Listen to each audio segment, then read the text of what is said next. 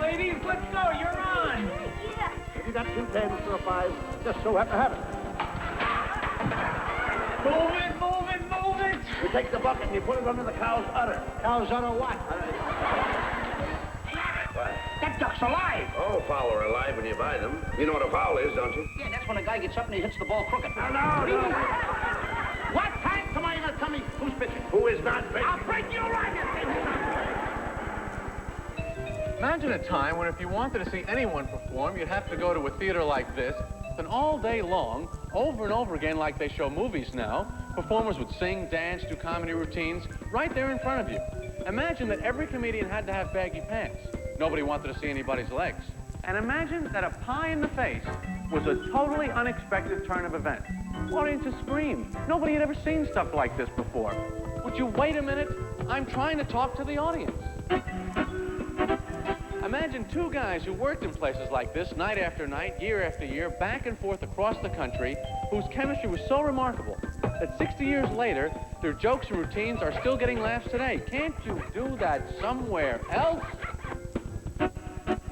William A. Abbott and Louis Francis Costello went from places like this to dominate every major form of entertainment. Burlesque, vaudeville, Broadway, radio, films, even live television. This at a time when many movie stars couldn't make the transition from silence to talkies. Can't you move it anywhere else?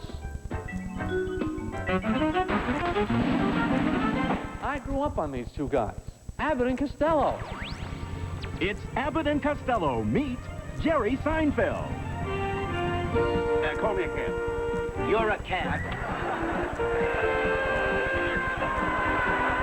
Oh, the guy on first. That's the man's name. That's whose name? Yeah. It's a treasure trove of comedy from 2 of the masters, Bud Abbott What makes you so dumb? and Lou Costello. Oh, it just comes to me naturally. Sure. Seen here in some of their greatest routines, their funniest movies, in hilarious television performances not seen in more than 40 years. Won't you walk this way? And some never before seen. I got the film here. Plus outtakes. Never before seen home movies. And other fun-filled gags.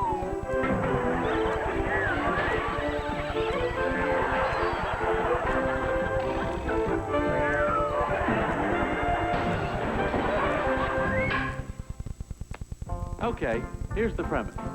A baseball team with players that have names like who, what, I don't know, today, tomorrow, why, because, and I don't care. There's no logical explanation of how these players could have been given such bizarre names or how they all ended up on the same team together. We have who's on first, what's on second, I don't know's on third. Are these first names, last names, nicknames? Well, then who's playing first? Yeah. I mean, the fellow's name on first base. Who? Isn't it perfectly understandable that someone might get a little mixed up trying to comprehend this situation? Who is on first? Well, what are you asking me for? Doesn't it almost seem as if this entire discussion has been specifically designed from the outset just to confuse a perfectly innocent human being? Have you got a first baseman on first? Certainly. Then who's playing first? Absolutely. These are all problems that vaudeville audiences of the late 1930s did not have, as they watched Abbott and Costello turn this silly conversation into show business legend. And this was but one of their great routines. You'll see what I mean in a minute. Still to come, the world's greatest performance of the team's greatest routine. Abbott and Costello meet Jerry Seinfeld, sponsored in part by Chrysler and the new Chrysler Cirrus Sports Sedan. And by J.C. Penney. Looks right, priced right, doing it right. When J.C. Penney helps you decorate your home, anything goes. Our sheets go with our comforters that go with our drapes, because J.C. Penney's unique coordinating system lets you match pattern to pattern and item to item.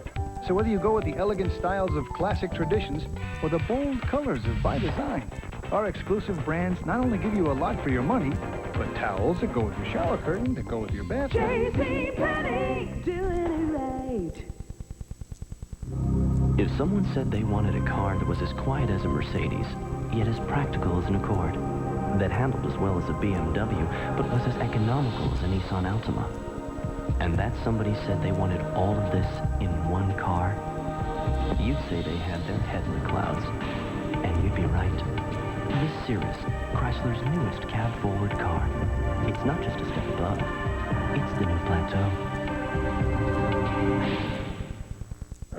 Once in a lifetime, you find that unexpected, perfect, The best fit. Well, I work out. irresistible Julia, what? I want to tear your clothes off. enemy.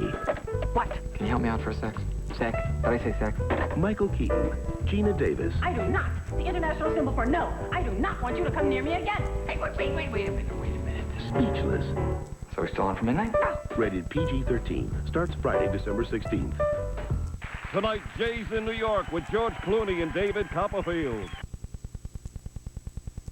NBC Tuesday, and All New Wings has a brave new pilot, Robert Culp. Then a Tasty Mad About You bonus episode. And on an all-new Frasier, she's the woman you've never seen. Now, Niall's wife Maris is getting a facelift. How much is this whole thing setting you back? $25,000. For an extra $5,000, you can get a whole new wife from the Philippines. Then an all-new Larroquette has sexy surprises. Great comedy, NBC Tuesday.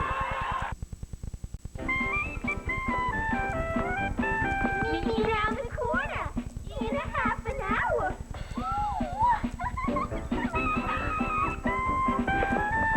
Remember, boys, half an hour. In 1936, Bud Abbott and Lou Costello met at a burlesque house in New York and decided to become partners. It was the Minsky Theater on 2nd Avenue, and it was a tough crowd. Girls were the big draw. Comedy was only the filler. Half an hour? What time is it now? 20 minutes past. 20 minutes past what? I don't know, the other hand fell off. Did you go to school, stupid? Yeah, and I came out the same way. Now, at the time, there were only about 200 basic comedy routines dating from before the turn of the century. So pretty much everyone drew from the same stuff. So what made one act get more laughs than another? As they say, it's all in the timing. Whether they perform the classic burlesque routine Susquehanna Hat Company. Well, wait a minute. You ought to be ashamed of yourself, wearing a Susquehanna hat. What's the matter with that? Well, just look at this. Here, suppose it would rain. Here, rain right through there, wouldn't it? I'm trying to find out how to get the Susquehanna hat cut down Frugal Street. Is that one of their hats? Yes. Or they did the imaginary drink gag. Filled up with cream soda. Get a hold of it. Put your arms around it. And hold on tight. Stick your hands in it. Don't drop it. That's expensive. Don't drop it. Well, here's our...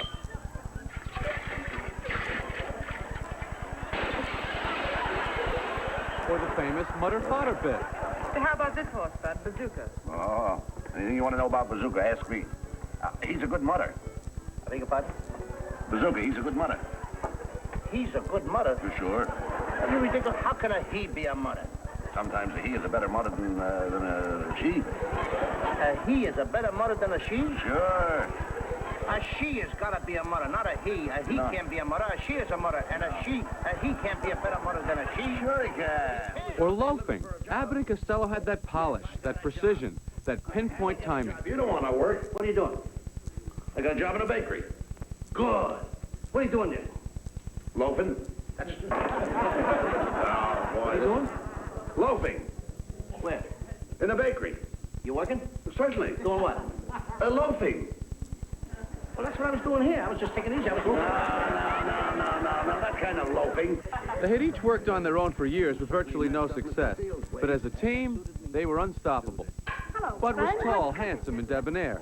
He had a crafty look and a staccato delivery. He usually wore smartly tailored suits because he was the city slicker, always on the lookout for an easy mark. But he never had to look very far. For my money, he was the greatest straight man in show business history. We've got only a quarter to our name. Don't order anything. Don't slap me in the face. All right. If she asks you if you want something, say, I don't care for anything. I don't care for nothing. That's all.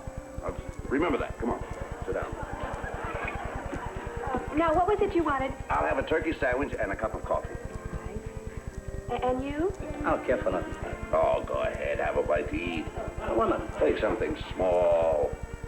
I don't care for nothing. Take something small. What do you care? Give me a small steak.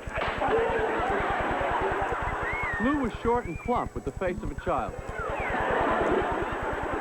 His body was a perfect comedic design, in tight-fitting jacket and baggy pants, his head topped by a tiny derby. You gave me too much money. He was the little fellow adrift in a world he couldn't comprehend. Got 2 10s for a 5. Just so happen to have it. That's it. Now. Yet he always maintained his dignity as he defended himself against his partner's assaults. He was a comic genius. No, put it there and leave it there. That's it. Now, give me that bill. Give me your hand. Put it in my hand like that and leave it there. Two guys, yet in just 4 years, they went from obscure burlesque comics to vaudeville headliners, to Broadway sensations, to radio stars, to movie legends.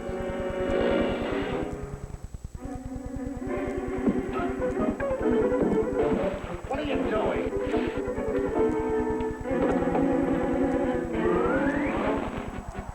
Just 4 years together, and they were a national craze. All across the world, they were mobbed. People couldn't get enough of their routines. No, you don't understand. You take the bucket and you put it under the cow's udder. Huh? You take the bucket and you put it under the cow's udder. The cow's udder what? Yet for all their comic precision, one of the truly amazing things about Abbott and Costello was they rarely read a script or studied lines. The cow's udder. The cow's udder what? Not udder. Put it under the cow's udder something. Not udder. Put it under the cow's udder nothing. You just put it Most every performance was ad-lib, based on those classic burlesque routines. You go to the source. What? You go right to the source. Who's talking about source? I want source. I'll pick apples. They even added to the routines using material from their real lives. One day as a boy, the real Lou set the family Christmas tree on fire, then tried to put it out one glass of water at a time. Take your water and go. What's the matter with the kid there? I don't care. You get a job and get me. I gotta have some more water. We don't care about. Will you get out of my way? Wait a minute, Sticky. Come here. What's the matter? Are you thirsty? I'm not thirsty. My room is on fire. It became one of their standards. But this concept of the innocent, this completely naive adult, lost but muddling through, at the mercy of his partner, was very much a part of their appeal. Up on the right leg. I said, up on the right leg.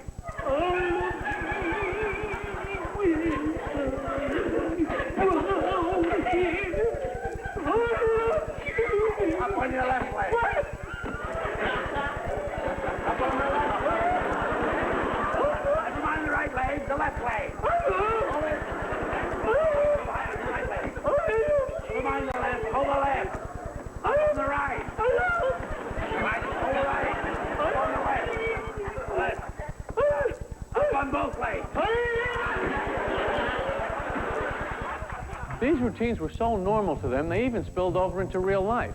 One day, a cop pulled Bud over because he had a cigarette dangling from his mouth. It was fire season in California, and there was a smoking ban in the hillside.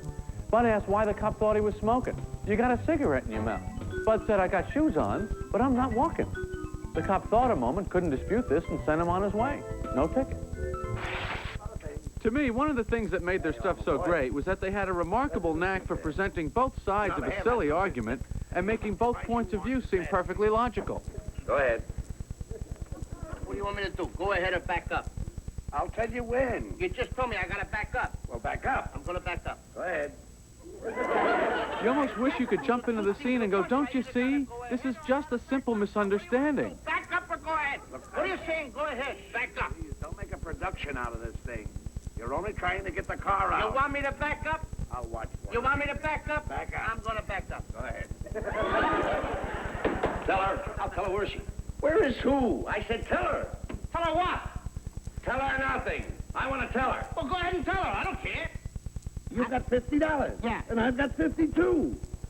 That's why I don't know. How come you got $2 more than me? I haven't got Do it again. Here. 10, 20, 30, 40, 50. You've got $50. I've got 52. Why do you have $2? Give me the money. Let me divide you're it. counting it wrong. Let me divide it. Go ahead. 10, 20, 30, 40. There's your 50. No, I've got $50. You got 50 and I got 52. Figure it out. I owe you $1. Well. This then was their beginning, their wealth of material. 200 classic routines, polished to absolute perfection. Yeah, Shirley, what kind of a dog have you got, Mrs. Pike? A Pekingese? All right, goodbye. Hey, where's she? Go over and get a peek at Mrs. Pike's. Get a peek at Mrs. Pike's? Yeah. Why can't I take a good look? Go over and get Pike's peek. Get Pike's peek? What am I, a mountain climber? Go over to Mrs. Pike's house. You'll see her peek around the yard. I'll see her peek around the yard. What do you want to do, play hide and seek with the girl? Listen. Look, I mean, after all, the boss told me to get busy with that white dog. You know, he wants me to watch What it. white dog? The white one. What do you call it? The... Spitz? No, but he drools a little. Next, amazing scenes and outtakes from the most popular movie comedy team of all time. When we asked two-time Indy winner Emerson Fittipaldi to be involved in the development of the Chrysler Cirrus, it wasn't to have him help sell the car. It was to have him help refine it. He pushed it to the limits around the track. He made suggestions. The engineers listened. The engineers made suggestions, and he listened. The result of this collaboration is a specially modified double wishbone suspension system unlike any other on the road today. The Chrysler Cirrus. It's not just a step above. It's the new plateau.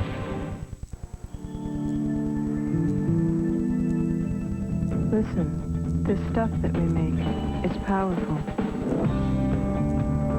It makes you powerful. Stuff that we make, it's power. Take it. Listen. Gather up your ideas, run with them. It makes you powerful. Just do something amazing. We're in your corner, and we can't wait to see what you're going to do. Stuff that we make, listen, listen.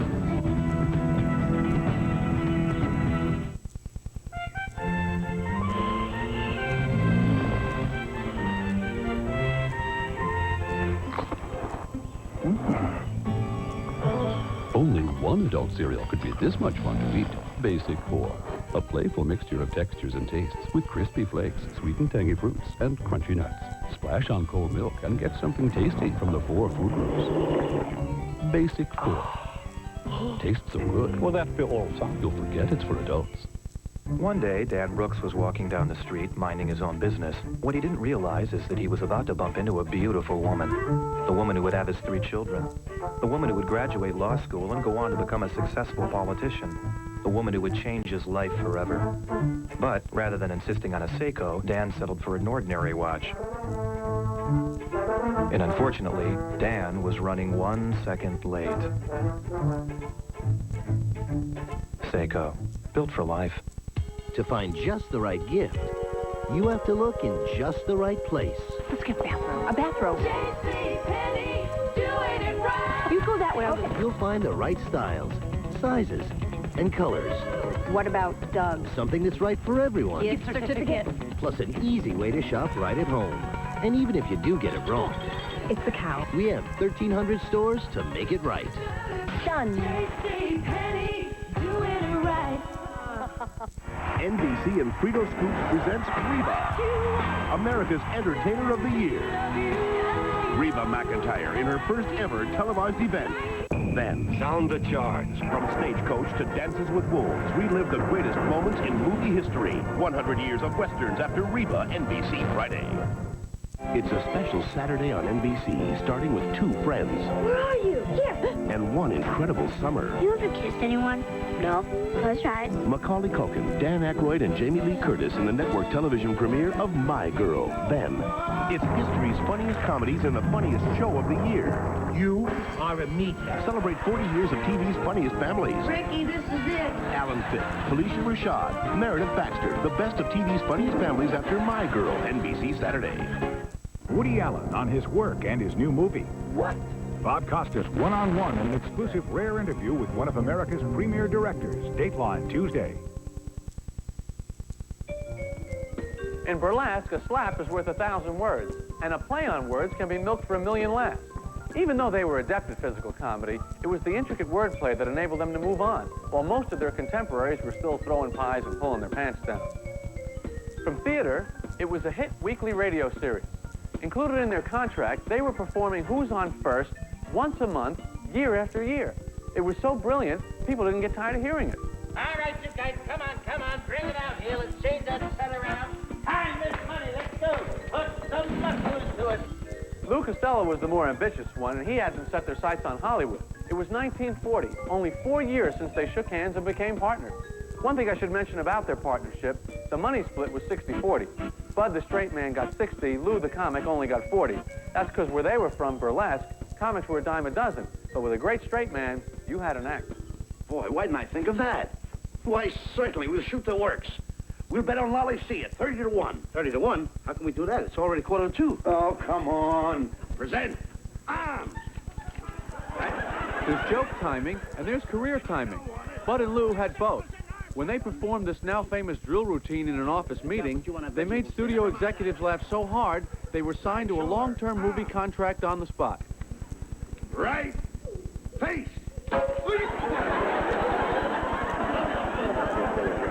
America was gearing up for war, and when Buck Privates was released, it instantly became a runaway hit at the box office. Old trouble. Wait a minute. Where are you putting that water? Throw it out. Hey. Mark. Smitty.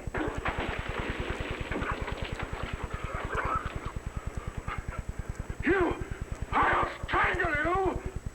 Oh, I'm a bad boy. Audiences couldn't wait for Abbott and Costello to train their comic sights on every branch of the service. I hope I can hit nothing.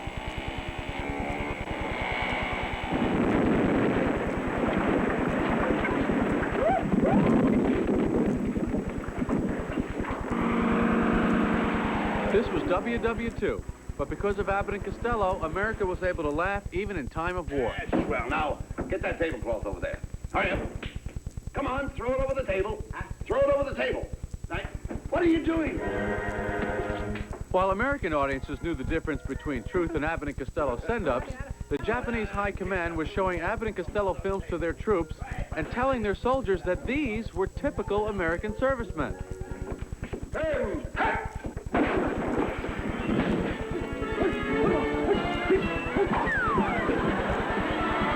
In those days, making 2 films a year was not unusual for major stars. But to keep up with the wartime demand for this comedy duo, Abbott and Costello made 10 full-length motion pictures in only 2.5 years.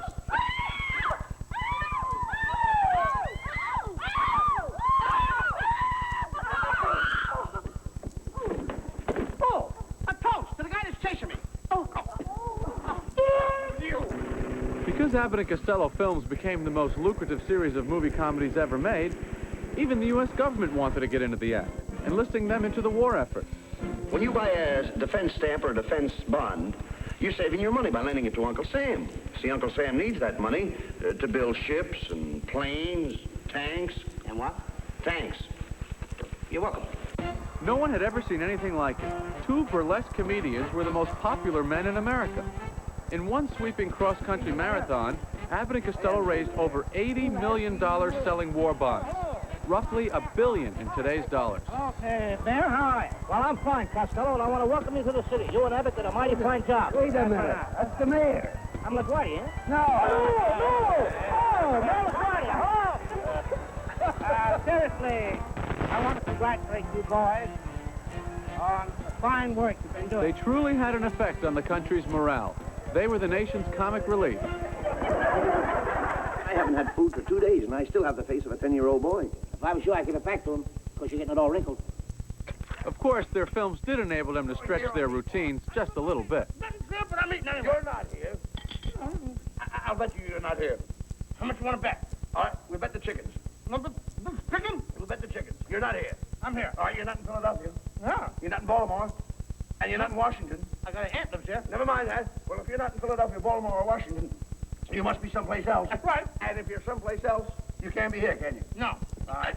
Wait a minute. What are you taking my chicken for? Didn't you say I was in Baltimore? Yes. I was in Washington? Yes. I was in Philadelphia? That's what I told you. Well, if I'm not in Baltimore, Philadelphia, or Washington, I must be someplace else. You must be someplace else. Oh, if I'm someplace else, I can't be here. That's what I said. Oh, if I'm not here, how can I have your chicken? In 1942, they were the all-time box office champs. But all this exhausting work finally caught up. Answer the phone. It didn't ring? Why wait till the last minute? Audiences wouldn't know it, but in these rarely seen outtakes, Lou was gravely ill. First trombone. First act. Second tag. First base. Second base. Third base. Shortstop. Shortstop. First trumpet. First trumpet. Second. Shortstop. Hey, shortstop! Nothing wrong with the camera now, sir. Cut! He collapsed on his 37th birthday, stricken with rheumatic fever. a disease of the heart. Isn't she beautiful? Do you think so? The way I feel right now, anybody's beautiful. What's the matter? Wait, What? I got a pee-pee.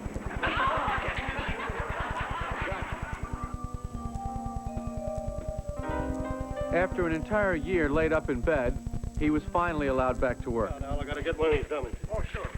And the studios again began cranking out Abbott and Costello films. This one's no good.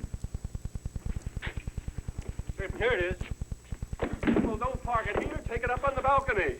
Let's see that script. Places, everybody. All right, Once again, it was exhausting work. Hurry with that dummy prop. Right away, sir. It's okay. I can put his arms around me. All right, Miss Orga.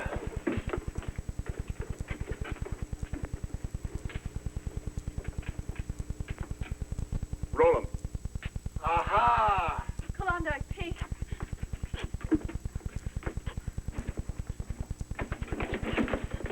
It isn't what you think. Shut up! Shut up!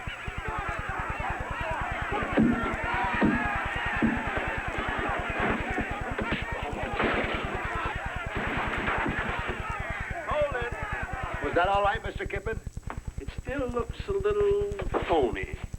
Looked all right to me. Abbott and Costello single-handedly saved Universal Pictures from going bankrupt. In fact, at one point, the boys even had an opportunity to buy the entire studio. But decided not to, being more interested in boats, cars, clothes, things they could have fun with. Hello! I can understand that. Why would they want to buy a movie studio? They were big kids. In fact, I would say most comedians think of their age as the number of years they've been performing. So Abbott and Costello in comedian years 1944 were only 8 years old. Besides, they were still enjoying doing their classic burlesque bits on the big screen. Nice place you got. Don't tell me about those things. I used to hunt them. You hunted bear? Oh, no, I had my clothes on. You're not going to kill anyone. Don't hold me back. Don't do that. Somebody's got to get it. And when I get this mad, somebody's got to get it. Suppose you had $5 in one pants pocket and $10 in the other pants pocket. What would you have? Somebody else's pants on. The year 1948 would stand as a milestone. It was the year that Abbott and Costello would meet Frankenstein. The film had all the legendary horror performers. Bela Lugosi, Lon Chaney, Glenn Strange. Only Boris Karloff was missing, convinced that audiences would never go for a horror spoof. Give me some Dracula. Boy, was he wrong. That film was so successful, it led to a franchise of Abbott and Costello meet horror monsters.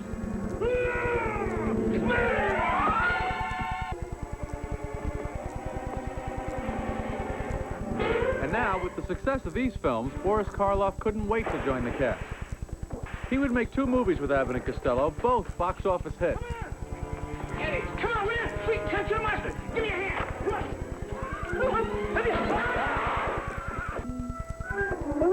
But for all their films, 36 in all, only 2 were ever made in color. Charles Lawton so admired Abbott and Costello that he waived his entire salary just to work with them. And thus was born Abbott and Costello Meet Captain Kidd. I'm sure I put a mustache on him. You didn't. I didn't? No. Oh. You shut up. You take care of him. No, you take care of him. This thing's driving me crazy. You went that way. He had so much fun making the picture that later, Lawton even joined them when they guest hosted a television show. This was to be another incredible metamorphosis in their careers.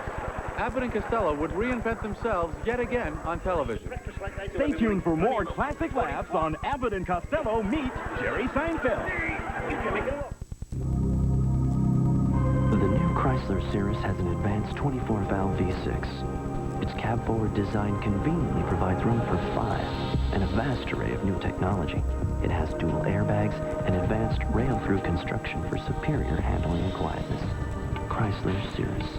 While its name is derived from the heavens, one of the best reasons to own one is very down-to-earth. Chrysler Cirrus. It's not just a step above, it's the new plateau. Ready for your picture with my new Polaroid Captiva? Smile! Oh, come on, get him down now. I want my picture. The Polaroid Captiva. It stores its pocket-sized pictures till you take them out. So pick one up for the holidays. What's the good news? Junior delivers the biggest laughs of the year in the funniest film of the year. Yes. Arnold Schwarzenegger, Danny DeVito, and Emma Thompson. Junior, an Ivan Reitman film. Can it be a mama, too? Rated PG-13. Now playing. More to come on Abbott and Costello meet Jerry Seinfeld. Journey into the unknown on an all-new Earth 2. Judge. A rescue mission becomes a trap. If you love her, hold your fire. Show them. Tim Curry guest stars on Earth 2. Then, who are you? Science wakes the dead. Don't look in his eyes. An all-new sequest after Earth 2, NBC Sunday. With 132 frisky horses under its hood, the four-door Plymouth Neon is one pretty fast car. In fact, it's so fast, it just blew two of its own doors off. Say hello to the brand spanking new Plymouth Neon Sport Coupe. Performance suspension, ABS, and a cool new look.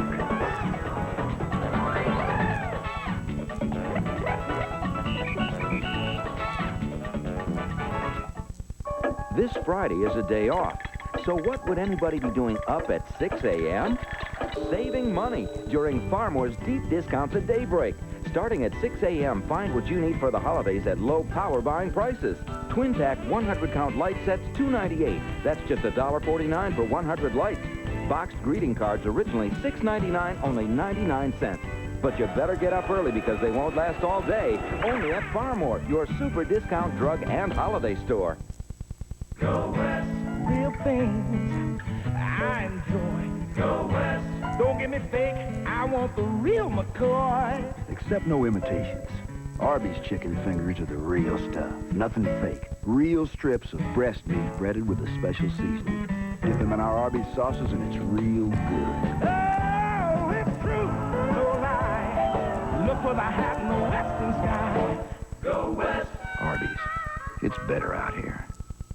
Minnesota Fabrics is having their biggest 3-day sale of the year. Save 70% on Butterick and Vogue patterns, 40% on all Christmas notions, plus much more this Friday through Sunday at Minnesota Fabrics. The high school playoffs roll on, and so does Inside High School Football. Join us for another live edition this Sunday on 21. This is a 21 Action News Break. Making up for lost time, Sharpsville students have school today after a strike delay. And Valley residents take this Thanksgiving Day to reach out to the needy and senior citizens across the valley. All the news coming up in 30 minutes. WFMJ TV, Youngstown.